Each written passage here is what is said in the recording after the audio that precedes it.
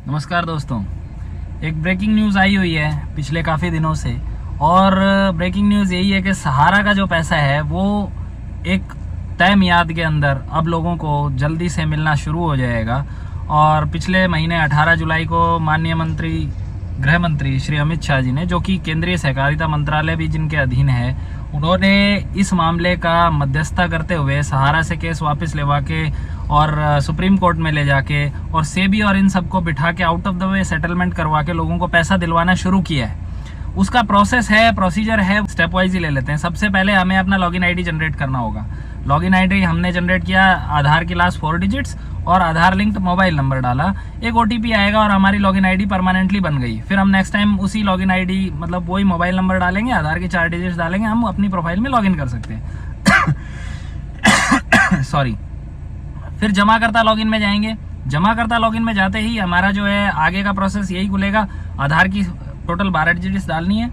12 digits डालने के बाद में आपने आधार से लिंक मोबाइल नंबर डालना है और आपका ओटीपी आएगा, वेरीफाई हो जाएगा, आगे का प्रोसेस स्टार्ट हो जाएगा। नेक्स्ट फर्दर प्रोसेसिंग में क्या होगा, आपके आगे एक विंडो खुलेगी। उस विंडो के अंदर ये इंटरफेस में ये आएगा सामने कि भाई आपका ये नाम था, ये आपकी डेट ऑफ बर्थ है, ये इस तरह से ये आपका एड्रेस है, जो भी पर्टिकुलर्स आधार से लिंक जो है वो सारी चीज़ें उसमें आ जाएंगी। लास्ट में उसमें एक मोबाइल नंबर जो है वो भी आ गया। अपार्ट फ्रॉम दैट उसमें ये भी मेंशन आएगा आपका आधार सीडेड अकाउंट कौन सा है, किस बैंक में है। अकाउंट नंबर नहीं आएगा, किस बैंक से आपका आधार लिंक है बैंक अकाउंट से, तो उस बैंक का नाम आ जाएगा। नीचे ऑप्शनल होता है, आप अपना ईमेल एड्रेस उसमें डाल सकते हैं। वो आपने डाल दिया, सेव कर दिया, आप नेक्स्ट पे जाएंगे। नेक्स्ट पे जाने के बाद में अब आपके पास ऑप्शन आएगा कि आप अपना क्लेम जो है दावा उसमें ऐड करें। अब दावे के अंदर जिस भी 4 क्रेडिट कोऑपरेटिव सोसाइटीज थी, है हमारा India credit cooperative society limited, Sahara India credit cooperative society limited, Sahariyan universal multipurpose cooperative society limited और चौथी है stars multipurpose cooperative society limited. अब इन चारों में से जिसका भी आपका जो भी बॉन्ड है उस बॉन्ड की डिटेल्स आपने डालनी है। सबसे पहले आपका अकाउंट नंबर आ गया, उसमें जो भी उसमें मेंशन है, मेंबरशिप आईडी आ गई, मेंबरशिप नंबर हो गया, सर्टिफिकेट नंबर, और फिर सर्टिफिकेट नंबर के बाद में आपकी इन्वेस्टेड डेट और अमाउंट टोटल उसमें आपने कितनी डाली थी, आपने उसको सिलेक्ट कर दिया, वो आपका उसमें ऐड हो गया। उसके बाद यदि आपका किसी और भी सेम उसी कंपनी में और भी है, उसी क्रेडिट कोऑपरेटिव सोसाइटी कंपनी में यदि और है तो आप ऐड कर लीजिए, कंपनी सिलेक्ट कर लीजिए उन चारों में से और उसको फर्दर ऐड करते चले जाइए। ध्यान रखने वाली बात यह है कि यहीं से ही भ्रमित करने का सिस्टम शुरू हो जाता है, जिसको डिक्लेरेशन जो फाइनल डिक्लेरेशन आती है ना उसके साथ में उसको रिलेट नहीं किया जा रहा, गलत तरीके से पब्लिश किया जा रहा है या पेश किया जा रहा है आपके सामने। अभी ये आपने सारी सोसाइटीज का नाम ऐड कर दिया, जिसमें मान लीजिए सभी में आपके 1,000 रुपए थे, तो टोटल सबका क्लेम अमाउंट हो गया आपका 4,000 रुपए। यदि ये 50,000 की अमाउंट या उससे अबव जाती है तो ऑटोमेटिकली लास्ट में आपसे पैन नंबर डिटेल मांग लेंगे और पैन की फोटो भी अपलोड करने का मांग लेगा ऑप्शन। इसके बाद आप नेक्स्ट स्टेप पे जाएंगे तो आपका एक टोटल एक पेज बन जाएगा, ऑटोमेटिकली क्लेम फॉर्म जनरेट होगा, जिसमें आपको ये आएगा, एक फोटो का ब्लैंक स्पेस होगा जिसपे लिखा हुआ होगा कि यहाँ पे आपको फोटो पे क्रॉस साइन करना है, फोटो चिपका के, और आपकी क्लेम की डिटेल आ जाएगी। इस डेट को आपने ये अमाउंट इन्वेस्ट किया था और ये आपकी इन्वेस्टेड अमाउंट थी, ठीक है। मैच्योरिटी तो सहारा वाले किसी बॉन्ड पे लिख के ही नहीं देते थे, वो तो उनके अलग से ब्राउचर्स होते थे, उसमें वो बेवकूफ़ बनाने की स्कीम्स रखते थे, इसमें आपका डबल हो जाएगा, इसमें 3 गुना, इसमें 2 गुना, इसमें 1.5 गुना, इतने समय में। वो बात पीछे पेन से लिख के दे देते थे, झूठा सच्चा, बस जिसकी कोई क्रेडिबिलिटी या अकाउंटेबिलिटी हो ही नहीं सकती, ना थी तब भी। वो अपने हिसाब से अपने लेवल पर ही बांट रहे थे, उसी चीज़ पे ऑब्जेक्शन रेज होने स्टार्ट हुए थे। अभी ये आपका ऐड हो गया, ऐड होने के बाद में अब आपका क्लेम फॉर्म जो है वो जनरेट हो गया। जनरेट होने के बाद आपको उसका प्रिंट आउट लेना है। प्रिंट आउट लेने के बाद उसमें लास्ट में नीचे सबसे पहले तो आपने फोटो एफिक्स करना है, फोटो चिपकाने के बाद उस पर क्रॉस सिग्नेचर करने हैं। उसमें सारी आपकी डिटेल्स आ जाएगी, आपका आधार सीडेड अकाउंट कौन से बैंक में है, आपका नाम, डेट ऑफ बर्थ, आपका एड्रेस, ये वो सब कुछ आ जाएगा। और नीचे डिक्लेरेशन होती है लंबी चौड़ी, और उसके बाद में आपके सिग्नेचर और प्लेस, फिर दोबारा से आपने सिग्नेचर करना है और स्थान का नाम लिखना है और फिर उसको अपलोड करना है वापस से स्कैन करके। जैसे ही वो अपलोड हो जाता है, अपलोड होने के बाद में आपको उसका एक्नॉलेजमेंट नंबर मिल जाता है। उस एक्नॉलेजमेंट नंबर का आप प्रिंट आउट ले लीजिए डायरेक्ट स्क्रीन का, या उसको नोट कर लीजिए। वैसे प्रिंट आउट ले लेंगे तो बहुत बढ़िया रहेगा। अच्छा, जितने भी आपने ये क्लेम दावे सबमिट किए थे उनके साथ में उसका जो बॉन्ड की जो कॉपी होती है वो आपने अपलोड भी करनी है। अच्छा, यहीं पे जब आप क्लेम फॉर्म सबमिट करते हैं या आपका जनरेट होता है उसी टाइम पे ही आपका पैन नंबर और वो सब वो मांग लेता है ऑटोमेटिक। अब भ्रमित कहाँ किया जा रहा है मैं आपको बताता हूँ। जो ये डिक्लेरेशन है इसमें मैं आपको एक डेमो से समझा देता हूँ। उसमें लिखा होता है आई, मतलब मैं, सो एंड सो, ये मेरा नाम, यहाँ पे मैं डिक्लेयर करता हूँ कि मैं एक जेन्युइन मेंबर और डिपॉजिटर हूँ सहारा क्रेडिट कोऑपरेटिव सोसाइटी लिमिटेड का। जो भी क्रेडिट कोऑपरेटिव सोसाइटी थी हमारे, उसका मैं एक जेन्युइन इन्वेस्टर हूँ, डिपॉजिटर हूँ या मेंबर हूँ, ठीक है जी। और मेरे पास जो भी मैंने ये इन्वेस्टमेंट किया है, ये मेरे पास मेरे पैसे लेजिटिमेट डिपॉजिट्स हैं इस सोसाइटी में, as per the details given above in this application. मेरी एप्लीकेशन में जो भी मैंने ये रकम जमा कर रखी है, दिखाई है, ये मेरे पास से लेजिटिमेट सोर्स, यानी कि एक तरह से आप ये कह सकते हैं 2 नंबर की कमाई नहीं है, मेरा पक्के का पैसा है। अब इसमें ये घबराने की जरूरत नहीं है, आपने उस साल IT रिटर्न नहीं भरा था, IT रिटर्न में 10-15 हज़ार से होने की, ऐसा कोई लफड़ा नहीं है भाई। ये एक नॉर्मल फॉर्मल डिक्लेरेशन होती है। आपने 2 नंबर का तो धंधा किया ही नहीं। घर छोटे छोटे इन्वेस्टर्स बेचारे, उन्होंने अपने मेहनत का, मजदूरी का, पसीना बहा के ये पैसा जोड़ा है, उसका IT रिटर्न से कोई लेना देना नहीं है। सरकार किसी को परेशान नहीं करने वाली है, डोंट वरी। उसके बाद I have given details of all the deposits made by me. मैंने सारी डिटेल्स दे दी हैं अपनी, जो भी डिपॉजिट्स मेरे द्वारा किए गए हैं, इस ऊपर जो मेंशन की है मैंने उस सोसाइटी के अंदर, सहारा की स्कीम के अंदर, और जो मैंने ऊपर सूचना जानकारी दी है, The aforesaid information given above is true and correct to the best of my knowledge and belief। जो मैंने ऊपर सूचना जानकारी दी है वो मेरे द्वारा दी गई बिल्कुल करेक्ट और सच्ची जानकारी है और मेरी जान परख में बिल्कुल सही है। And believe and I have provided true proof of any deposit of my deposit and claim. जो मैंने मेरा अमाउंट क्लेम किया है उसका ट्रू डिपॉजिट का मैंने प्रूफ दे दिया है। हमने ओरिजिनल का स्कैन कॉपी करके अपलोड कर दिया है सिस्टम में, तो वो तो हमारा ट्रू प्रूफ हो ही गया ना। अब उसके बाद the said deposits were made by me in the Sahara credit cooperative society limited, जो भी कंपनी का नाम आ गया, out of my legitimate income before 22/3/2022। ठीक है जी। In case of Sahara credit cooperative society limited Lucknow, Sahariyan universal और सभी कंपनीज के नाम आ गए। And in compliance with relevant income tax laws. अब इसमें आगे ये कहा जा रहा है कि मैंने जो भी मेरे प्रूफ थे वो दे दिए। जो डिपॉजिट्स जो हैं ये मेरे द्वारा किए गए हैं इन उपरोक्त कंपनियों में, वो मेरे कमाए गए मेहनत के लेजिटिमेट सोर्स के द्वारा कमाए गए पैसे, जो 2022 की 22 मार्च से पहले जो मैंने कमाया था, क्योंकि उस दौरान उससे पहले इन्वेस्टर्स ने इन्वेस्ट किया था, उस पैसे का ये लेजिटिमेट सोर्स से मैंने पैसे अर्न करके और फिर मैंने इन्वेस्टमेंट किए थे इन कंपनीज में, और उस समय के जो भी इनकम टैक्स लॉस थे उसके हिसाब से ये पैसा मेरा इसमें मैंने जमा किया हुआ है। ये देखो एक नॉर्मल डिक्लेरेशन होती है, कोई इनकम टैक्स लॉस आप पे कोई 15-20 हज़ार 50 हज़ार के लिए, यार 4 साल लोग IT रिटर्न भरते भी नहीं है, पैन नंबर है तो भी क्या हुआ, आपकी इनकम फिर भी 5 लाख 10 लाख ऐसी तो किसी की भी नहीं है। किसी की छोटी मोटी वो गृहिणियों की होती है, गृहिणियों ने बहुत ज़्यादा अकाउंट खुलवाए हैं, मजदूर वर्ग ने, मध्यम वर्ग ने, लोअर मिडिल क्लास फैमिलीज ने, इन्होंने बहुत पैसा इन्वेस्ट किया। असली मार तो उन्हीं की है,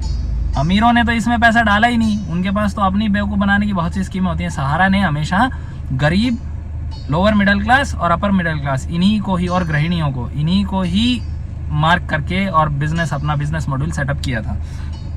अच्छा, नेक्स्ट ऑप्शन अब आता है, अगर if any of the information given by me in the above application form is subsequently proven to be incorrect और फॉल्स।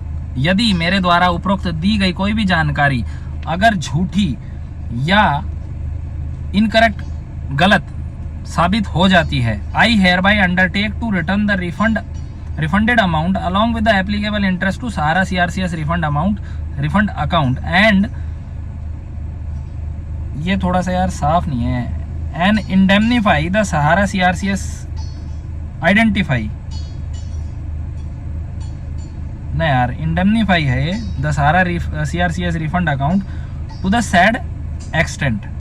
और मैं ये जो भी इंटरेस्ट के साथ में, यदि मेरे द्वारा गलत दी गई है और मैंने ये पैसा अगर ले लिया है, जानकारी, यानी कि मैं जेन्युइन इन्वेस्टर नहीं हूँ, किसी और का था और मैंने वही नाम वगैरह, सेम नाम के भी कई बंदे मिल जाते हैं। जैसे मेरा नाम उदाहरण के तौर पे यदि राजेश है तो राजेश तो और भी कोई मिल जाएगा, और ऐसे भी चांसेस हो जाते हैं फादर नेम भी सेम मिल जाते हैं। उसका बॉन्ड मिल गया तो इस टाइम पे वो अपना पैसा डाल के आधार सहारा ने तो लिए ही नहीं थे, वो अपना आधार सीडेड अकाउंट वगैरह डाल के डिटेल्स और वो भी डाल सकता है रिफंड के लिए। तो ये असली चीज़ उसके लिए है। लोग इस चीज़ को इस तरह से एक्सप्लेन नहीं कर रहे, वो ये कर रहे हैं कि भाई गलत पा गई तो ये कार्रवाई कर देंगे, हमसे पैसा वापस ले लेंगे ब्याज समेत। भाई वो ऐसों से ही लेंगे। मान लो 2 राजेश कुमार सन ऑफ रमेश कुमार हैं, एक राजेश कुमार रमेश कुमार ने दूसरे का बॉन्ड चुरा लिया और क्लेम डाल दिया, पैसा उसके अकाउंट में आ गया, और दूसरा राजेश कुमार रमेश कुमार असली में था, वो बाद में बेचारा जा रहा है फोरम पे कि भाई मुझे मेरा पैसा ही नहीं मिला, मेरा बॉन्ड खो गया तो मेरे को दूसरा इशू करो। इन दैट केस पहले वाले को प्रोसिक्यूट किया जाएगा या उसको बुलाया जाएगा, भाई तू ये पैसे जो जितने समय जो तुझे रिफंड मिला है और जितने समय तूने ये पैसा वापरा है, इस्तेमाल किया, यूज़ किया है, ब्याज समेत वापस दे ये पैसा। ठीक है जी, तो ये अकाउंट में जमा किया जाएगा। I shall also not pursue the claim in other forum to the extent it is settled by the Sahara CRCS refund account. अब इसके बारे में भी बहुत ज़्यादा भ्रामक बातें फैलाई जा रही हैं कि मैं अब एक बार यहाँ पे क्लेम डाल दिया और इसके बाद दोबारा किसी फोरम पे जा ही नहीं सकता। ये बात सही है, लेकिन वो कैसे है मैं बताता हूँ। सहारा का जो पैसा है इस पे सरकार ने इसको अंडरटेक कर लिया। सहारा ये बोलता है भाई मैंने तो जो ये पैसा मेरे पास यदि होता तो मैं उसे इन्वेस्ट करता, बिजनेस में लगाता, तो प्रॉफिट आता तो वो मैं लोगों में शेयर करता। अब ये तो सरकार ने दबा के बैठ गए। उस टाइम पे कांग्रेस ने फंसा दिया सेबी वगैरह के इस झमेले में, तो मुझे कमाई तो हुई नहीं, और सरकार के अकाउंट्स में है ये पैसा। सरकार ने अकाउंट सीज कर दिया, अपने पास फ्रीज कर लिया, फंड्स उसी के पास है। तो अब जो भी ब्याज देगी 6% के हिसाब से वो सरकार ने देना है, सरकार देगी। तो वो जो पैसा है अभी जैसे पहली इंस्टॉलमेंट के तौर पे 10,000 मिल रहे हैं, अब लोग ऐसे मूर्ख बना रहे हैं कि आप दोबारा ये पैसा बाकी का बांटेंगे नहीं, अपने पास रख लेंगे और आप दूसरी जगह पे कहीं पे भी क्लेम फिर दोबारा जाके मांग नहीं सकते। भाई इस देश में न्याय प्रणाली भी कोई चीज़ है। यदि आपके साथ गलत हो रहा है तो आप दूसरे मंच पे ऑटोमेटिक आप फिर दोबारा सुप्रीम कोर्ट में जाएंगे ना। मामला तो सुप्रीम कोर्ट के हाथ में ही है यार। दुनिया आलतू फालतू की चीज़ों पर रेट लगा रही है। सहारा का पैसा अब ये 24,000 करोड़ रुपया था, इसमें से 5,000 करोड़ रुपया सरकार ने, हाई कोर्ट ने, सुप्रीम कोर्ट ने, सुप्रीम कोर्ट ने दिया है बांटने के लिए सरकार को, सहकारिता मंत्रालय को। जैसे ही ये बढ़ जाएगा 10-10 हज़ार करके एक बार सभी को, तो लोगों को भी विश्वास आ जाएगा। उसके बाद ये फिर से जाएंगे सुप्रीम कोर्ट के पास, सुप्रीम कोर्ट फिर देगा इनको कुछ पैसा, विश्वास आ जाएगा उसे भी कि ये बांट रहे हैं। अगर यदि वो समय ही व्यर्थ वेस्ट कर देते हैं तो पब्लिक क्या दोबारा से जाएगी नहीं कि सर इसको थोड़ा जल्दी करवाओ प्रोसेस को, बाकी के लोगों को भी उनका पैसा दो। तो ये सिर्फ निराधार बातें, इस एक लाइन को तोड़ मरोड़ के पेश किया जा रहा है कि आप दोबारा किसी से पैसा मांगने लायक ही नहीं रहेंगे। आपको 10,000 देने के बाद दोबारा ये बाकी का पैसा देंगे ही नहीं यार। आप जो यहाँ पे जितना भी अमाउंट क्लेम के लिए डाल रहे हैं ये उस कंपनी के अकाउंट में जाएगा, वहाँ के फोरम के लोग इस पे बैठेंगे, उसके बेंच के लोग इसको देखेंगे कि ये जेन्युइन इन्वेस्टर है कि नहीं, हमारे पास जो एज पर रिकॉर्ड है कि नहीं, उसके हिसाब से आपको रिफंड मिलेगा। अभी लास्ट में यही है, further I shall also be liable for any civil or criminal action in accordance with law in case of any fakehood or misinterpretation and misrepresentation। तो आगे मैं यदि कोई मिसरिप्रेजेंटेशन करता हूँ या कोई फेक इन्फॉर्मेशन कर रहा हूँ, दे रहा हूँ इसमें, तो इन दैट केस मेरे पे सिविल या दीवानी या फिर आपराधिक मुकदमा जो है मुझ पे दायर हो सकता है। देखिए ये भी एक नॉर्मल डिस्क्लेमर है या डिक्लेरेशन है, तो इससे आपको घबराने की ज़रूरत नहीं है। आपका पैसा सेफ है, आपका इन्वेस्टमेंट किया हुआ जो भी अमाउंट है आपको मिलेगा और हर हाल में मिलना है। ये थोड़ा समय लग रहा है, लेकिन पहले 10-10 हज़ार सबको मिल जाएंगे, उसके बाद दोबारा से और फंड रिलीज़ होगा, फिर आपको फिर दोबारा से सेकंड इंस्टॉलमेंट में वो महीने भर बाद भी मिल सकता है, उसके 2 महीने बाद भी मिल सकता है, 3 महीने बाद भी। एक सबसे बड़ी चीज़ ये जो इसमें ये कहा है ना, दूसरे किसी फॉरम में दोबारा जा नहीं सकता, मैं आपको आज बता देता हूँ। आपने इन 4 क्रेडिट कोऑपरेटिव सोसाइटीज़ के अलावा यदि जैसे सहारा के और भी स्कीम्स थे, हाउसिंग फाइनेंस, हाउसिंग स्कीम्स, कोई इसकी लाइफ इंश्योरेंस भी थी, सहारा क्यू शॉप भी था, गोल्ड में भी इन्वेस्टमेंट था, गोल्ड भी एडवांस में परचेज करते थे, बुक करते थे ये। उन स्कीम्स के अलावा ये जो अगर 4 कंपनीज में कोई पैसा था, इनको आप अभी एक ही बार में, एक ही दिन में, एक साथ में ही क्लेम फॉर्म में 1 by 1 ऐड करते चले जाएंगे और टोटल उसका प्रिंट आउट लेके और अपना स्कैन करके सिग्नेचर करके अपलोड कर देंगे फोटो लगा के। दूसरी बार आप क्लेम नहीं कर सकते। इनका इसका मतलब ये है बताने का कि इन चारों कंपनीज का जो भी आपका इन्वेस्टमेंट का अमाउंट है, आपने अलग अलग बार बार लॉगिन करके नहीं अपलोड करना है। दूसरी बार आपके लिए ऑप्शन बंद हो जाएगा ऑटोमेटिकली, और फिर देखो वो कैसे सरकार दोबारा से कोई ऑप्शन खुलता है तो। लेकिन आपने एक ही बार में जब आप ये अपना क्लेम फॉर्म सबमिट कर रहे हैं तो सभी को ऐड कर दीजिए और फिर उसको सबमिट कर दीजिए।